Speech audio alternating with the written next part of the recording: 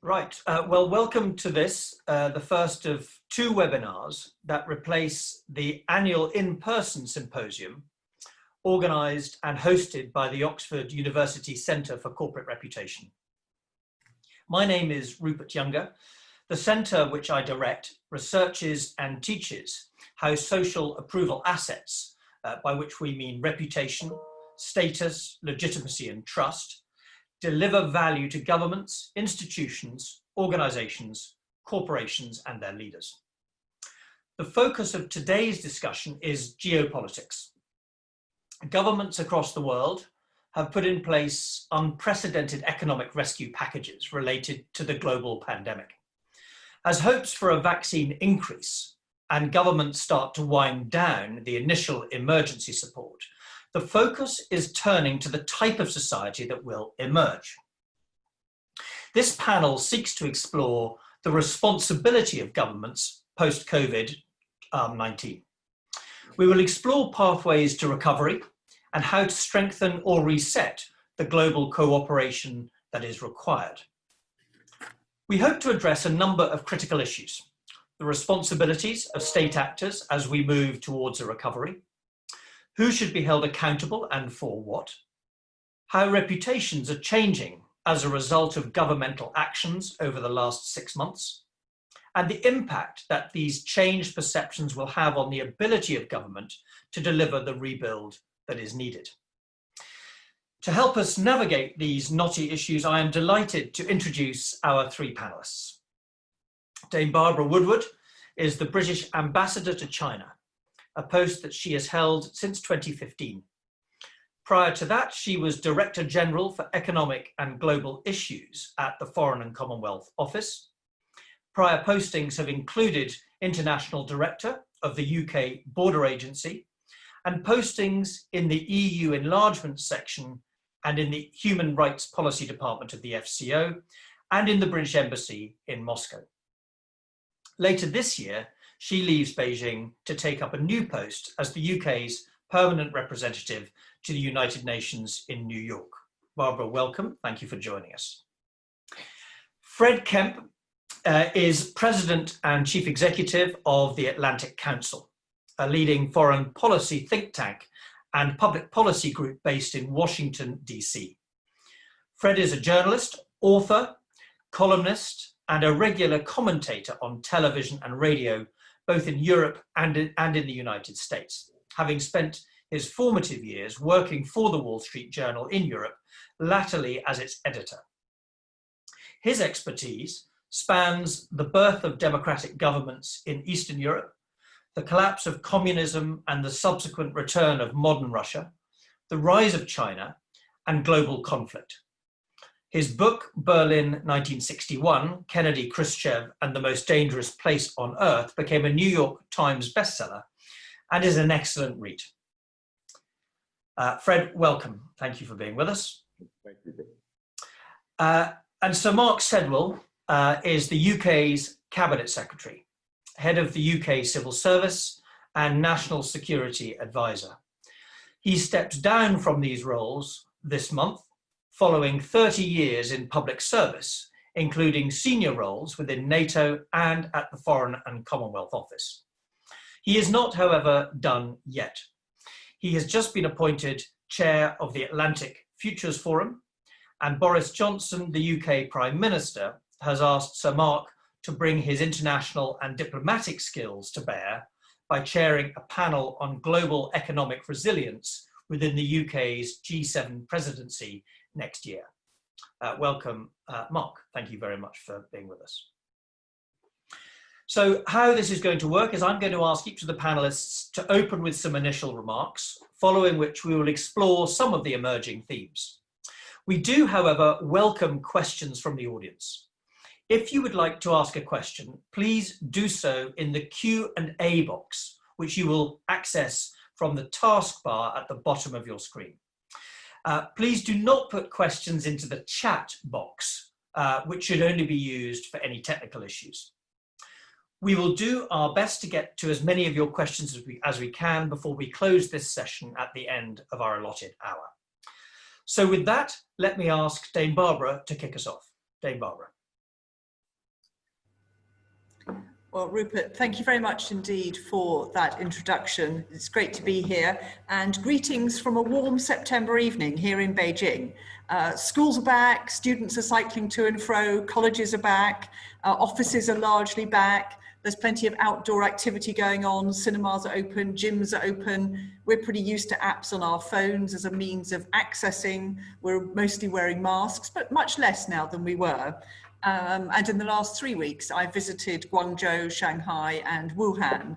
Trains and planes are pretty full, and I'd say the situation is similar, if anything, a bit more relaxed than it is in Beijing. And domestic tourism is also burgeoning, but that comes with its own risks. A colleague of mine was in Yunnan in southwest China a couple of weeks ago, where 22 people died from COVID, but over 200 people have died from mushroom poisoning because out-of-towners have come in, picked mushrooms and picked the wrong ones. So we're sort of moving on here. And if you ask me to guess, I think I'd say that top of Xi Jinping's in tray right now is China's economic recovery. GDP growth tipped up to 3.2% in the second quarter, admittedly helped by stimulus. PMI has been tracking steadily over 50 since March, and drafting is underway for the 14th five-year plan ahead of the plenum in October. So it's not really COVID now, but it's the floods that we've had in central China. 219 people died, 63 million have been affected, which have had a devastating effect on food production and probably set back poverty alleviation as well.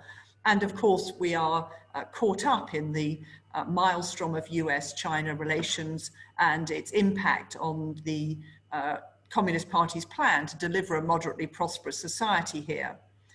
But as you say, we are 25 million cases now in and 850,000 deaths around the world from COVID.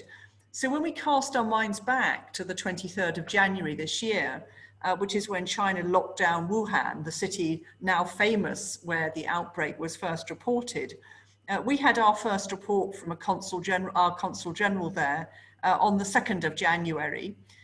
Now, the WHO team has yet to report, but let me start by saying a few words about how the Chinese government handled the outbreak, and then I'll go on to pick up the points about leadership and then what has changed a bit. I think in terms of handling, it seems likely that there was around 7 weeks between the first cases appearing in Wuhan and the lockdown being called. And in that time, the Center for Disease Control in China, which was set up after SARS with the express purpose of stopping another pandemic, completely missed the early signals. And it seems that the reason they missed them was because the real-time reporting system, which was set up to collect data, was not being used. So the head of the Center for Disease Control first heard about the cases in Wuhan at the end of December, which was at least 4 weeks after probably the first cases. It's also very clear that the wet markets, which were meant to be better regulated or abolished after SARS to prevent animal to human transmission, simply were not. And so wet markets continue here in China, although they were re-abolished in February. And the third thing that I think is worth noting is that the local government in Wuhan and Hubei province put protecting the city's reputation first. So it shut down social media reports of the disease. It shut up the doctors who were whistleblowing, including, of course, Dr. Li Wenliang, who subsequently died. So in those early stages of the disease, we see factors in China's political and structural system which contribute to cover up and control, and a real fumbling, I think, of the early stages of the disease with fatal consequences. And there has, which everyone will be aware of, been much modelling of possible trajectories if Wuhan had locked down earlier than it actually did. But after that 23rd of January decision, we see a switch in the role of the government, and the control factors which contributed to the early fumbling, I think, became assets. So we see doctors and nurses summoned from across China, temporary hospitals put up in record time, facilities created to deal with the pandemic, although of course they were still scrambling for PPE, and China did record 4,700 deaths, the majority of those in Wuhan and Hubei. The second thing we see, again, partly to do with the system here, an extensive mobilization of society. Volunteers or loyal members of the Communist Party out checking temperatures, segregating people, organizing grocery deliveries to people who were at home. We didn't see a lot of panic buying, a lot of messaging and propaganda telling people what to do. The third thing we saw was China's scientists moving pretty quickly to identify and then share the genome sequence, which they'd done by the end of January, and they've since been working on vaccines as well. And I think the fourth thing we see, which comes up a lot in my conversation with Chinese, is we see social compliance with what the government is telling them to do. Now, there's an element of coercion and fear in that, but broadly, mask wearing, temperature checks, doing your grocery shopping on the schedule that you're given does not provoke here the sort of debates that it has in the United States or parts of Europe about freedom and obeying rules. So I think there's two sides to the way the Chinese government has responded in all of this. How has the Chinese government then led this crisis? And I think there's a big distinction between the domestic leadership in China and China's international work. So let me say a couple of words about both of those.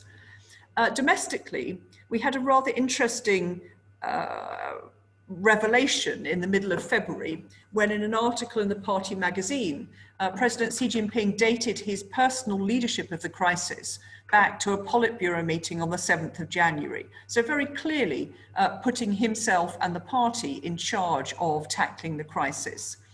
The playbook measures were pretty standard ones that we saw. So the first thing that happened was that party officials were sacked. So the party secretary of Hubei province and of Wuhan were both replaced by trusted officials who'd worked with Xi Jinping before. We saw, secondly, a real amplification by the party of media messages and coverage of the role of senior party figures. So Premier Li Keqiang and Vice Premier Sun Chunlan go down to Wuhan, and they take some public criticism, but mostly it's about reassurance and grip. We see, as the pandemic comes under control in China, an increasing tendency to blame foreigners. So the few who were allowed across the border with Russia, or some Chinese students who were coming back, it was the foreign countries who were blamed routinely for the prolongation of the virus here in China. I mean, the borders remain here very tightly closed still, but we've seen outbreaks of racism against Africans in Guangzhou, for example. And then finally, I'd say that there are undeniably tensions in society around the party's handling of the COVID pandemic. But overall, the leadership of the CCP reinforced, I think, conversations I've had with friends and contacts. The perception is that broadly, the party has handled this well in China. I would say internationally, it's been a different game. I think, subject to what Fred is going to say in a little while, it's fair to say that COVID handling has been become part of the titanic clash between China and the US. And a bit like the domestic handling, I'd say the record is mixed, and it includes some pretty big own goals by the party. So we look first, for example, at China's aid. Mask diplomacy has become a much maligned term. But the fact is, China did make donations of PPE and ventilators, which were crucial in many countries to their efforts in tackling the disease. Those efforts have backfired, I think, partly because China tended to bundle its sales, which were the majority of what left the country, and its donations together to try and bolster the CCP's reputation. Or in another case, for example, in June, China hosted an extraordinary Africa-China COVID summit, but they undid, I think, much of the good they could have done to their international reputation by turning it into a test of loyalty on Hong Kong and Taiwan. I would argue they did slightly better in agreeing Paris Club debt relief at the IMF Springs, but the whole China as an aid donor comes with a mixed reputation. The same, I think, is true of supply chains. Worth remembering that about 90% of the PPE that reached the UK came from China. I don't know what the percentage was for the US, but the volume was certainly higher, judged by the frequency of the flights. But interestingly, as the world demand for PPE spiked, China increased supply. So we get the market working on PPE. And of course, there were speculators and charlatans in the market. We spoke to an awful lot of them. But I would argue that by and large, in this case, the market worked, supply chains worked, and China worked pretty hard to counter allegations about quality control and export logistics. Third point worth covering, vaccines, the sort of vaccine recovery diplomacy. About 9 of the 33 vaccine contenders are from China, and China is committed to vaccine as a global good and has continued with mixed results to support the WHO throughout, and also Gavi, although perhaps not quite as generously as other countries. Now, those are the more objective, the aid, the supply chains, the vaccines. And perhaps unsurprisingly, China's taken to sort of pointing out the conclusion that its effectiveness in bringing COVID under control demonstrates the efficacy and even superiority, I think, of its own political system. But I think there are many political leaders around the world who have not sought to capitalize on success where they've enjoyed it. And China has certainly relished and fed our TV screens nightly with pictures of chaos in the West. They've joined and promulgated conspiracy theories, and of course they've given us the term wolf warriors for some of the spokespeople's more extreme claims. So again, a slightly mixed reputation, and all this is taking place, of course, in the global discussion about liberal democracy, heightened criticism of China, anti-China statement, sparked by many things, including, of course, Hong Kong, Xinjiang, India, Huawei, right at the top of our headlines. So what's changed in all of this? I think that the Chinese leadership is now more convinced than before that the party is the right way for China and that they have done well and that they are on track to deliver their centenary goals and moderate prosperity for their population. But there is, I think, a certain brittleness to this. There's a brittleness because they know that they need to resolve questions about economic reform if they're going to retain legitimacy and secure growth and shift to domestic consumption. There's a brittleness too because they haven't really worked out how they accommodate individuals, private sector businesses, civil society, journalists, different points of view in society, and that leaves them on the back foot as well. And I think this brittleness is exacerbated by what seems like a relentless challenge from the US, although I think it's worth noting that the Phase 1 trade deal hasn't been torn up. So that's domestically. I think the second reinforcement has been that China is reinforced in its perception of the importance of its international role. And that's partly as a source of prestige for the party, but also as a source of influence for China in terms of domestic stability and security. So that's an important consideration as we look at the future of the WTO, the WHO, and the G20. And I think my concluding point would be, just as with COVID, it's been mixed, there's been some good and some bad. As we come into the next global pandemic even, which is climate change, we know climate change will do more damage than COVID, and it will cost more to fix it. And here again, we will have the same mixed reputation China to deal with, the world's largest emitter and the largest investor in renewables. So I think we need to come to terms as we think forward with China as part of the international landscape for better and for worse. And COVID has brought that into sharp relief, and that should be our starting point. I'll stop there, Rupert, thank you. Thank you, Barbara, much to chew on that. Fred, perhaps I could pass to you second, thank you.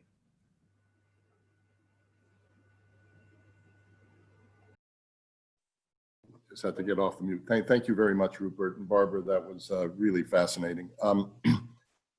Let me start with the context, because even before this year, 2020, which I think we might all agree will be a year written large in history books. The United States was going through an identity search, some would say an identity crisis, of what is its international role, doesn't want to continue to carry the responsibilities of international leadership. Is it going to continue to be the champion for democracies around the world, or will it pull its horns in and look after America first and foremost? Not totally abandoning the other goals of the last 70 years, but being a much less traditional, much less in the tradition of the last 70 years and much more populist, potentially nationalist going forward. The context of 2020 was that we were already involved in a, what I think is a global historic inflection point, perhaps as important as the end of World War I, the end of World War II, end of the Cold War, maybe going back to 1815, the Congress of Vienna. One of these inflection points, one of these plastic moments in history where the tectonic plates shift. And that was already true between the double crisis of this year, which I would say is a quadruple crisis for the United States. So the double crisis is the worst pandemic in a century and the worst economic downturn since the Great Depression. And most countries in the world are feeling this to one extent or another. What's unique in the United States is we're also in the midst of one of the most important election campaigns of my lifetime, any of our lifetimes, and the most severe racial upheavals that we've had in 50 years. So these four things are coming together, and this is the context. So in this context, you already would have had, and because Rupert, you and the work you do focus so much on reputation, you already would have had a severe test. We at the Atlantic Council see that there are sort of 6 drivers of change that we look at very closely. And the US and China, and then our transatlantic relations are really, and relations with the UK, bilateral relations with the UK as well, are really involved in all 6 of these areas, and I'll go through them quite quickly. The first is we have a new era of major power competition. And that was outlined in the Trump administration's national security strategy of 2017. It's really a good document. It reads much better than the tweets. And so it's a really interesting document laying out our new era. So that's number one. And the number 2 is there's a new fragility in democracies, and there's a new contest, sort of a systemic contest between democratic capitalism and autocratic capitalism, democracies and autocracies. If you look at the readings of Freedom House, democracy reached its peak in terms of numbers of countries that were practicing it and people practicing it in 1993. And there has been a recession within democracies, but also other countries going toward democracy since 2006. So that's number 2. Number 3, there have been questions about the future of the international liberal order, as it's known, the international liberal order. This is a set of institutions created by primarily the United States and its allies and friends around the world, whether it's the European Coal and Steel Community, NATO, the Bretton Woods institutions, the United Nations. And there's real questions about this fabric of rules and rules-based organizations, and what role will they play, and to what extent will they be either changed from within or become less relevant. The 4th issue is the US definition of its role in the world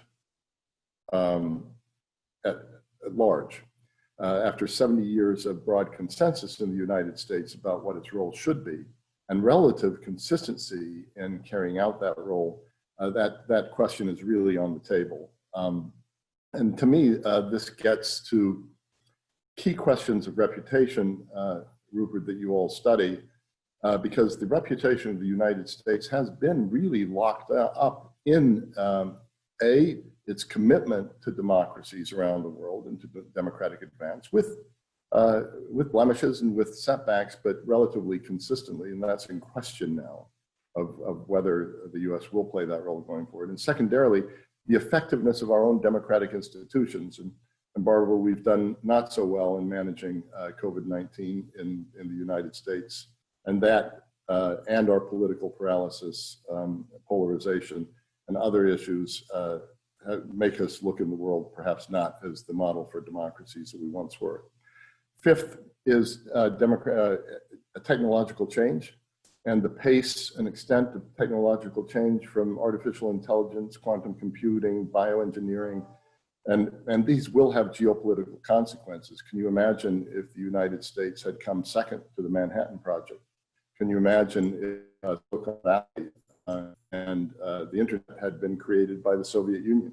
And so there's a whole new era of technological change. And then finally, we do have planetary tests of climate. I see in the Q&A already, there's some questions about that. And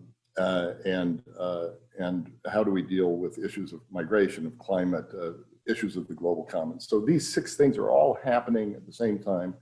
And how this unfolds will have geopolitical consequences that will define the generation ahead, if not generations ahead, as did these previous inflection points. We know what post-World War I led to. It led to millions of dead. It led to World War II. It led to fascism. And don't forget, in 1919, we thought World War I had made the world safe for democracy. Those were Woodrow Wilson's words. The United States did not lead as it should have. Europe did not combine with the US the way it should have. After 1945, we did much better. I think the jury's out about how we'll do this time. The reputation of you, I probably won't go as much depth as Barbara did on China, except to say that our own political nervous breakdown is expressing itself in the reaction to COVID-19, where whether you wear a mask or don't wear a mask has more to do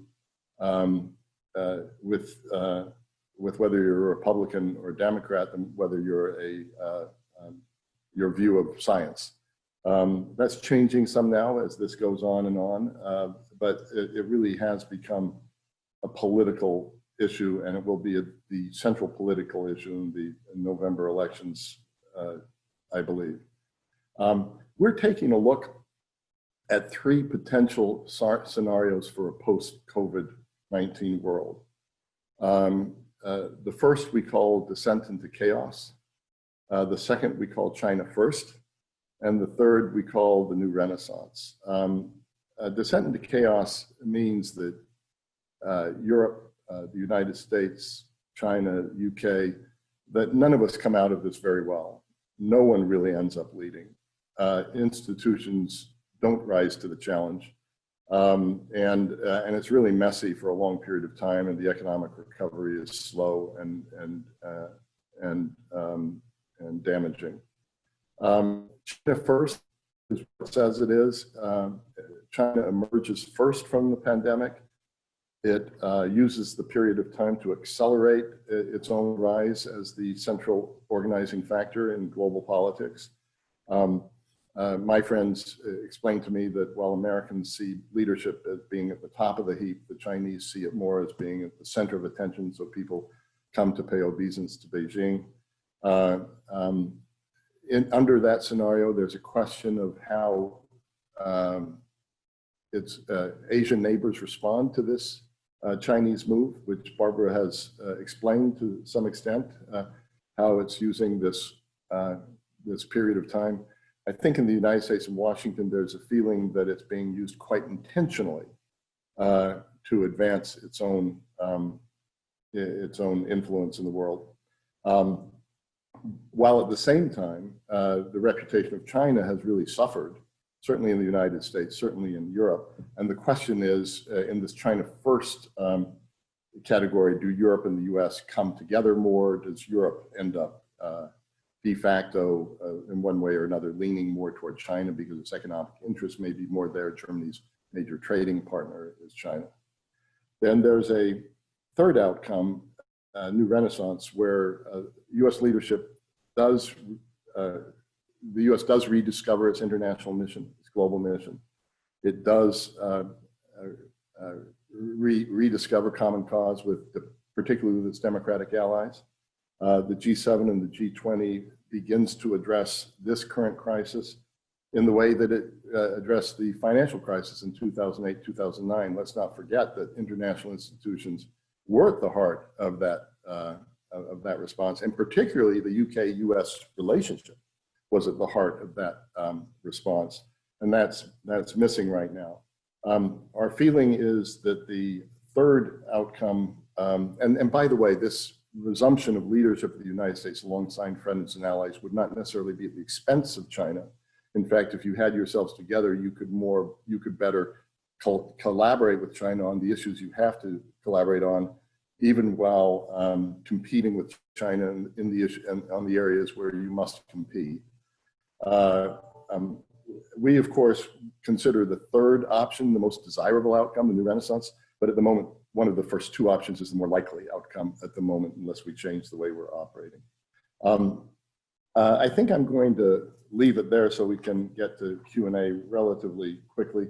I just want to really underscore the fact that we have a contest among major powers. We have a systemic contest. We have a question of U.S. role in the world. We have a question of international institutions, a question of technological change, and a question of climate and the planet at the same time. This is really a combustive mix. This is really a period of time where we'll all suffer if the United States doesn't recover its sense for global leadership and responsibility. I think personally that there's a fair chance that that will happen. But it will be a much different world that it's going into, a much more difficult world than the world where it led in the past. Let's not forget that we had 50%, the United States had 50% of global GDP in 1945 when it took on this mantle of global leadership, and we're now to about 20%. And so it can only be collaborative. So it's going to have to be a much more collaborative, multilateralist United States than we see at the moment. So let me leave it there, Rupert, and happy to address deeper issues.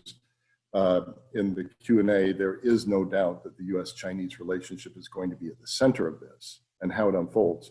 But what I think is underestimated is the greatest danger is the strategic decoupling transatlantically. Because if we stay together and if we actually work together, this could turn out to be a quite good future.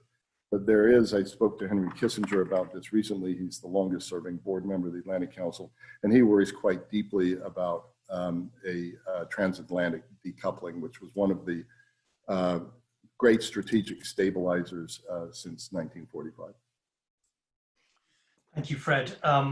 Some fantastic insights and leads us, I think, quite nicely through this international collaboration and this prospect of either fragmentation or a greater coupling, transatlantic coupling. Perhaps, Mark, if we can finish with you on the initial remarks on not just the UK, but also a perspective much more from the sort of block in the centre, if you like, the European viewpoint.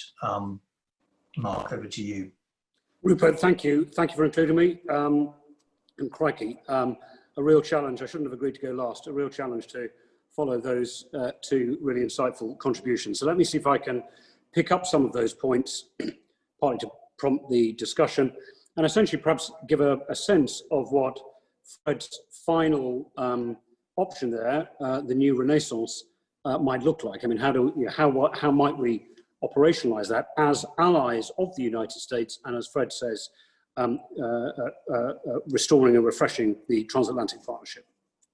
It's quite clear for the next few decades, this whole Thucydides track question about the US-China is going to dominate global politics and global geopolitics.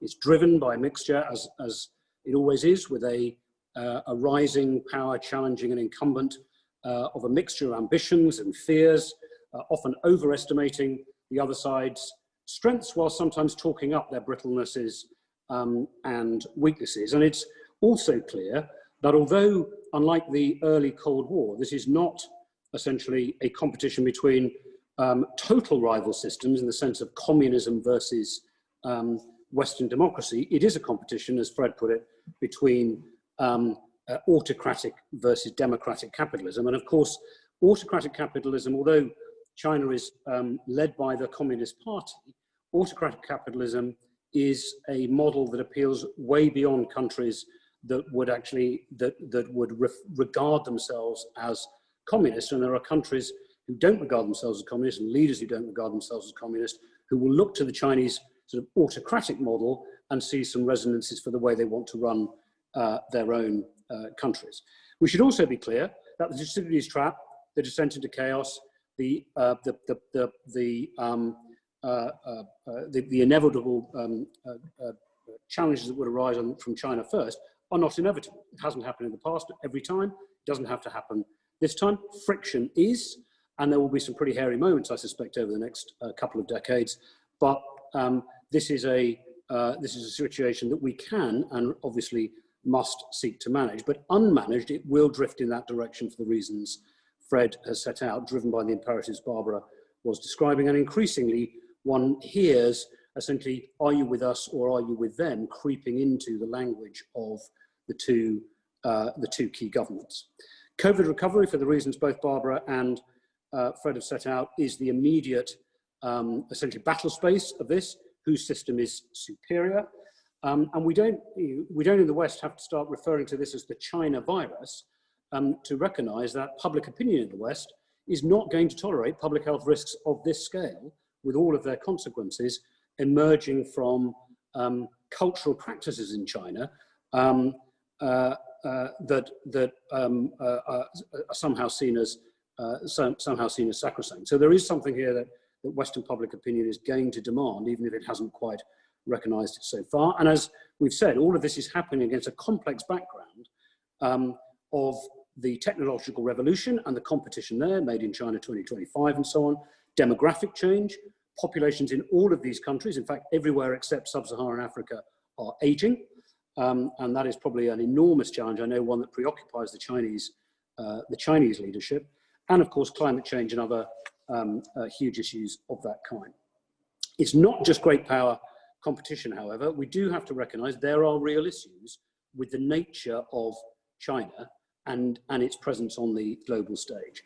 Barbara referred to the various human rights questions that arise, the Uyghurs, their national security law in Hong Kong, the social credit system, the way they run their own society. There's regional assertiveness in particular, their behavior in the South and East China Sea, the recent ghastly incidents with India, Taiwan, wolf warrior diplomacy, even the sort of debt diplomacy of the Belt and Road Initiative, although that has beneficial impacts as well, and is a very, as they're discovering, a very expensive way of securing international influence. And there are economic issues which are very real as well. Intellectual property theft is an issue. Cyber attacks is an issue. Market distortions, in particular, arising from the presence of state-owned enterprises, hidden subsidies, market access, and so on in China themselves, are all very big issues. And although we've dealt with this with other economies in the past, and China has a legitimate argument that it is still an economy that deserves some kind of protection as essentially a developing economy, because of its scale, those market distortions, as Barbara indicated, do have an impact on the world stage, and the Huawei conundrum is an example of that. The other thing we mustn't do, however, is overestimate that strength. Particularly autocratic societies often look incredibly strong from the outside, and we've made that mistake before, but there is brittleness there. Food security is a big issue in China, particularly with a rising middle class, with rising expectations.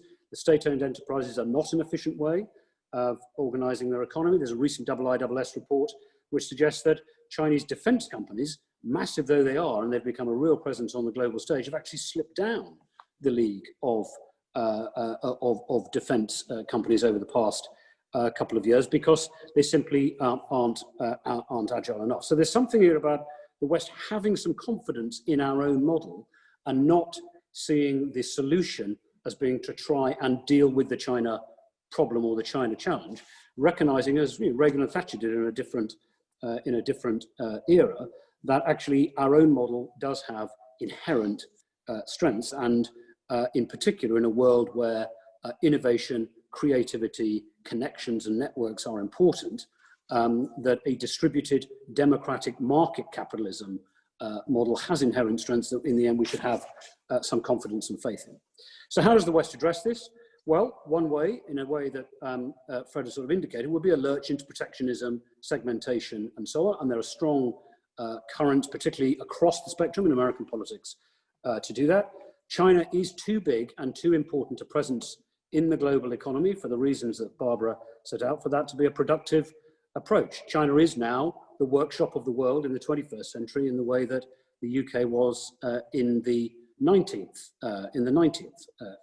century, but nor can we simply be totally laissez-faire about this, given the structure of the Chinese economy and the way that China is exerting its new assertiveness in the world, particularly under this leadership. So I think there's a mixture here. It's a pretty sophisticated mixture here to reach that age, that new renaissance that Fred talked about, of contesting some areas, competing in some areas and cooperating in others. And let me just speak briefly about what those might be. So we must cooperate on the big global challenges. We can't address the health issues, we can't address biodiversity, we can't address climate change unless both China and the US are fully engaged. And that is important to the future of the planet. And this isn't just the future of our economies and societies, it's the future of the planet. And we need to have both of them engaged. And in 2021, the UK and China will be leading the two main international conferences, the COPs, as they're known, on biodiversity and on climate change.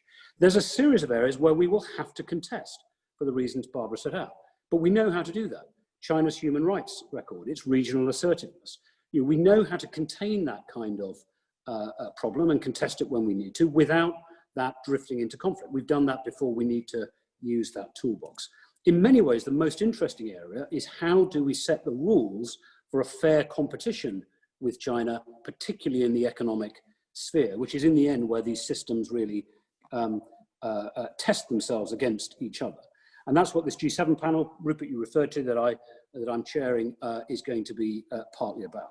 In my view, it's we've obviously still got to do that work, but in my view, it's going to be, there will be certain areas of economic activity that we decide need to be sovereign. There will some we decide need to be allied and reliable, and there will some, most, that we are content to remain completely global. And actually, in some ways, that's the mirror image of what China makes its own decisions about as well. But there will be certain areas of activity where we're not content to be completely dependent upon supply chains that in the end, however indirectly they arrive, depend upon a handful of big factories in China. There will be areas, telecoms being an obvious current example, where we aren't content to allow the market distortions that arise from these huge companies in a protected market in China to essentially or undercut Western companies and therefore essentially create monopolistic power within the global market. And so we are going to have to look at our economic structure. It will be a mixture of industrial policy, of really enforcing the rules so that China gets the benefits of being part of the global economy, but plays by the rules, in particular on cyber activity, intellectual property theft, and so on, and enforces those on in their own economy. And it may even have to be a mixture of tariffs and non-tariff regular interventions, a bit like the old imperial preference idea of a century ago, that essentially within the West set some boundaries in some areas of economic activity, not everything, definitely not every area of activity, and in my view, not a majority, that essentially allow us to operate within essentially an allied, if not totally global market system. It's those sort of areas I think we're going to have to confront, and that isn't really something we've done for a long time in terms of industrial policy and cooperative tariffs and so on. But we are going to have to consider some of those options, I think, if we're to ensure that we have this system which benefits the globe as a whole, whilst also maintaining the security and resilience, in particular, of our own economies and societies. Just in conclusion, as Fred said, what's the very first step? Well, frankly, the West has sort of stop squabbling among ourselves. We need a Western consensus. We are allies of the United States. It has to be the United States and their allies that come to a consensus about the right way to organise this, and that's what I said this G7 panel is trying to be the starting point for.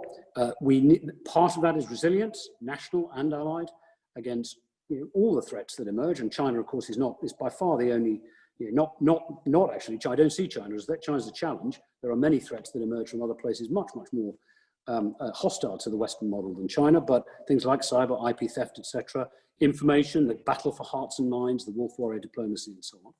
We must double down on our strengths and have some confidence in the Western model, and have our own response to the Made in China 2025, which is to invest in our own great technological companies and other innovations, so that we're confident we can outcompete, not simply try and sort of somehow or other impede the competition, particularly in tech. That really goes to Fred's final point, which I endorse completely, which is belief, confidence, unity of purpose among the Western alliance, which was crucial over the past 70 years and is crucial if we're to prosper, and indeed our system is to prevail in the next 75 years as well. And that, of course, is a task for all of us. Thank you. Thank you, Mark. Okay, so we've got a whole range of questions coming in, and I'm going to do my best to try and bring them together into 2 or 3, maybe 4 if we can get to them, critical areas. So be as precise and as informative as you can, but try and be as concise as you can, so that we can get as many answered as we can. And thank you to everyone who's been putting questions so far. It's a huge job just to keep on top of them. The first set of questions really are around the role of international bodies. If we think about the comments that Fred made around how certain international bodies collaborated well after the financial crisis, and how it seems today that the international bodies such as the WTO, the WHO, Gavi, and indeed the G20 haven't really been able to deal with this crisis. The question from the very specific question is, what's the best approach to tackling that sort of problem? Is it to improve intergovernmental relations from the top down? Or is it to try and take a bottom-up approach and take COVID as a particular issue that can build international consensus and return some sort of relevance to these big institutions? Let me start perhaps with Dame Barbara, and then I'll flip perhaps then to Fred and then to Mark, and then we'll see where we get to.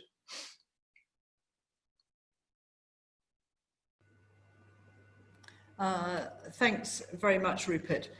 I do think international organisations have a huge role to play. First of all, by definition of being international, they have the extraordinary convening power. And second, if you look at something like the UN development footprint overseas, it gets further than almost any other single country possibly could, but there needs to be coordination. There's a second challenge, of course, which is we all know that the international organisations, particularly the UN, work best when the superpowers are not either at loggerheads or at least cooperating in some way. So we had the long period of standoff between the USSR and the United States when the UN Security Council was definitely functioning suboptimally. We then have a very positive period after 1989. And I think we've now got ourselves into a period where we could go either way on international organisations. But I do think, just briefly, we do need to look again at how international organisations are fit for purpose in the 21st century. So I think we need to run through organisations which are clearly relevant, but we need to adapt them. And we've done that, for example, with the IMF, bringing China's voting weights up to where they are commensurate with its GDP. There are organisations which we need to build up to deal with the 21st century. So if you look at organisations like the WTO, not set up for e-commerce or services, And then there are areas which Mark was alluding to where we need to start creating international organizations and legislation to deal with new challenges like cyber, like the Arctic, and then make that enforcement worthwhile. And we've seen China already moving into some of this space with the Belt and Road, the BRICS, the Shanghai Cooperation Organization. And I think it would be good for the G7, the G20 and the UN to look again at the reforms we need as part of Guterres's overall reform program. Fred, you might want to come off mute. Sorry. There is no doubt that there is no future leadership in the world without the multilateral institutions becoming more effective and becoming more, and having them reinvigorated and represent more countries. But knowing that and pulling that out are two different things. What you are seeing right now is China is assiduously going after major positions in the UN and other international institutions. So they're stealing a march on the international institutions.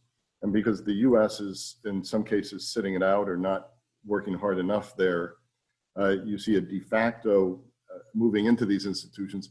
And you just have to wonder what kind of rules and practices these institutions will promote and follow if they're essentially run by authoritarian countries. So I think we have to worry about that. Secretary Albright, former Secretary of State in the United States, likes to joke that Americans don't like multilateralism because it's a word that has too many syllables and ends in ism. The fact of the matter is there is some truth to that. But as I argued earlier, the US will not be able to be effective on the world stage unilaterally or even America first. It just doesn't work. Right. There's a lot of talk, and Boris Johnson has spoken about this. We at the Atlantic Council actually have been working with policy planners in this body called the D10. It's not a body that really exists yet, but it's the world's 10 leading democracies. I've talked to people in the Biden camp, and they're very taken with this idea. Even talking about potentially a summit, should they win the election, a summit of democracies in their first year. The interesting thing is the Trump administration and Secretary Pompeo are also very interested in the D10. So that would be an institution that would at least give democracies a chance to regroup. Finally, I would just say that regroup and then help influence the existing international order. The last thing I would say is Henry Kissinger in his book, World Order, said there really has never been a world order. There was a Western order that was imposed on the world. It certainly served China well. It served India well. But if we're going to reinvigorate this order, it really does have to be representative. So I think it's a crucial question. And the US, again, has to rediscover its leadership in this respect. D10 to me is a great idea. Mark, just some final comments on that. Thank you. Yeah, so very briefly, just one point, really to pick up Fred's last point there, and Barbara referred to it as well. Essentially, we're either going to be in a world where there are competing sets of multilateral institutions, perhaps under the umbrella of some of the global ones, like the Shanghai Cooperation Organization, the G7, the G10, D10, and all the rest of it. And I think that is probably inevitable and probably right. But the really big global institutions, we want to remain global, and we don't want to see those rivals to those being established, because that essentially just deepens this whole Thucydides trap question. The tough question for the West, as Fred alluded to in his comment about representative, is if we're to do that, we're going to have to concede some greater say in the way those organizations run for the new rising powers. Now, that's not just China, and therefore it doesn't just have to be authoritarian, autocratic states. India, Indonesia, these are very fast-growing, very, very important powers. And we're going to have to, there is a way, I think, of adapting the Western order, the Western-led multilateral system, to bring the emerging powers into it, so they feel they have more equity in the big global institutions and don't feel the need to set up rival ones. And again, that's going to take us some sophistication on our part. Thank you. There's a few questions on priorities and this context collapse idea. Barbara mentioned a number of different priorities that China are focusing on and have moved on, if you like, from the pandemic. The key question that seems to be coming is, how does climate change come back to the top of the agenda in a world dominated by the pandemic? Perhaps if we could start with Mark and then move backwards. Well, I think in a couple of ways. If you look at it generationally, I mean, to be very, very crude about this, the disease itself disproportionately affected the elderly and the sick, and the economic crisis provoked by it disproportionately affected the young and the healthy, because they were in the insecure jobs, insecure employments, and so on that was most affected by it. Certainly in the US and UK, but I think if you look at European countries as well. And therefore, for that generation, a green recovery is just an expectation. They want, climate change really matters to the younger generation. And if we're to demonstrate to them that the recovery is about them, who've been very hard hit by this economic downturn, we have to ensure that it meets their priorities, and their priorities include climate change. So I think there's just a straight political and response question here, which plays to a green recovery. But as we also know, if you just look ahead over the kind of long term that we've been thinking about, by the middle part of this century, at least, climate change is going to have the same kind of economic and political effects that in a very sharp way COVID has had. So I mentioned that particularly combined with demographics. So I mentioned that sub-Saharan Africa is going to be the part of the world that has the most proportionately, the most young people, and an awful lot of them. Well, what happens when those young people, without enough employment prospects, with essentially the Sahara spreading south, they start heading to the north? That's going to have a very profound set of, that will create a very profound set of direct challenges for immigration, for refugee flows, for economies, etc. And it will be because of the conjunction of climate change and demographics. So we have to address it, because climate change isn't just about the environment and the planet. It has economic, social, and political effects that are actually happening faster than we anticipated. Barbara, do you want to just quickly comment on that?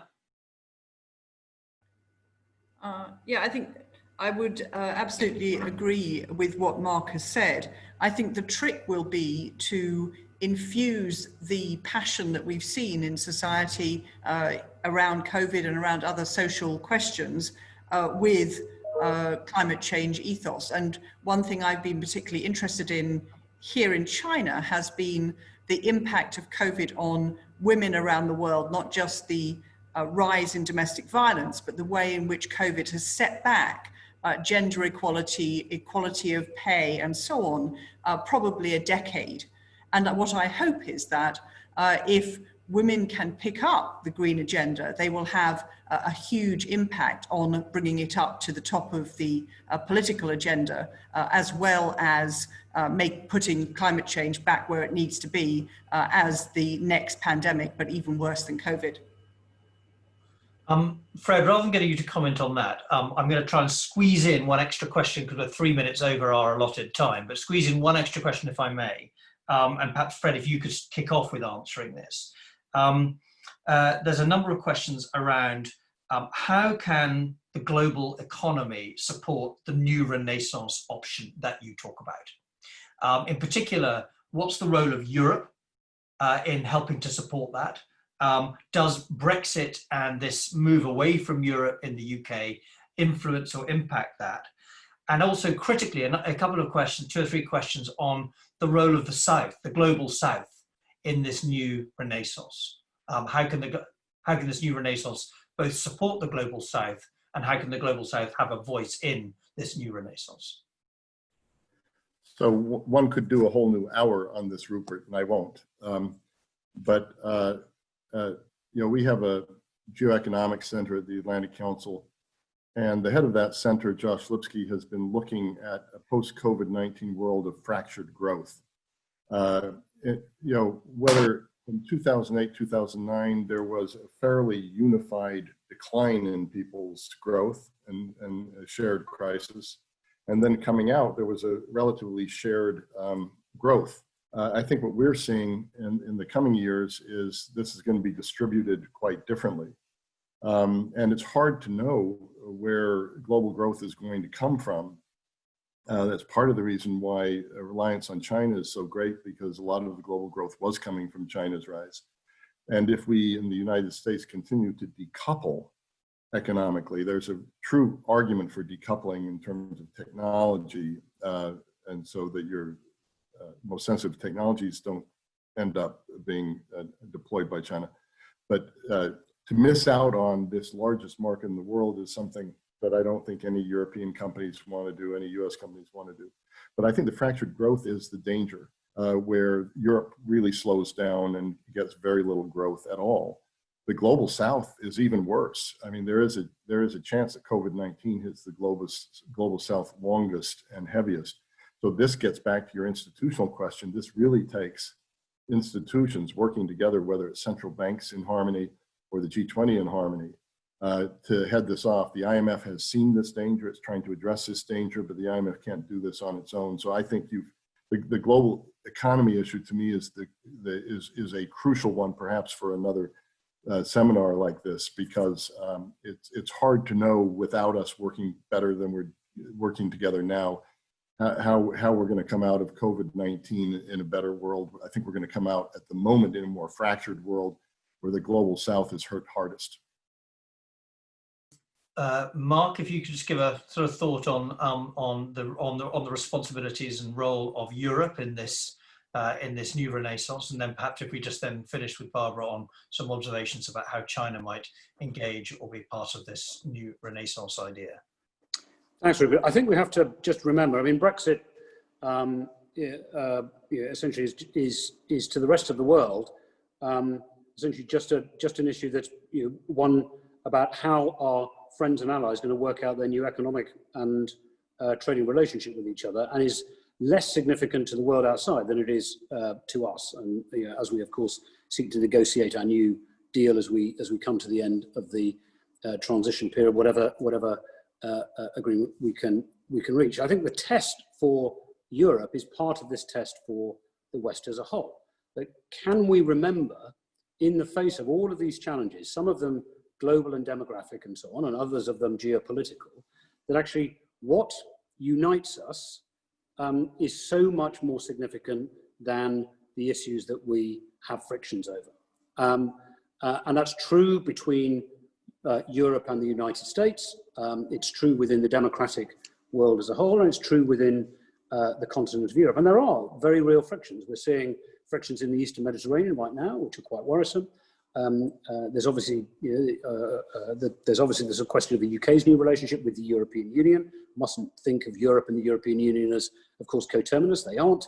There've been frictions within NATO, so within the North Atlantic Alliance. But those frictions, in the end, are only frictions.